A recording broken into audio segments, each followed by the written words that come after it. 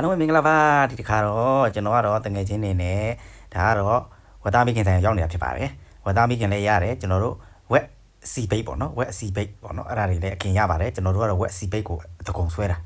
ကျွန်တော်ဝက်စီဘိတ်ကိုကျွန်တော်တို့စိတ်ကြိုက်စားဝက်သားမိခင်တုံးတက်တာကိုလည်းစိတ်ကြိုက်စားတယောက်ကိုဟွာစား18000ပဲကြပါလေဗျာ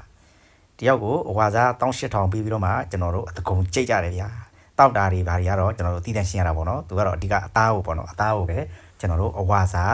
တယောက်ကို18000ပေးရတာပဲဖြစ်ပါတယ်ကျွန်တော်တို့ကတော့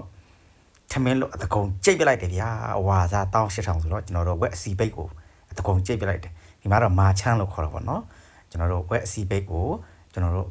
မာချမ်းလို့ခေါ်တာပေါ့မာချမ်းဆိုင်ပေါ့ကျွန်တော်တို့အဲ့ဒါတွေကိုအဝါစာ18000နဲ့အတကုံကြိတ်ပြလိုက်တယ်ဘိုက်တွေလည်းကားသွားတာပဲပေါ့နော်သူတို့ချပေးတာတော့အခုလိုမျိုးကျွန်တော်တို့တို့စားရပေါ့နော်အချင်းကြီးလေးတွေနဲ့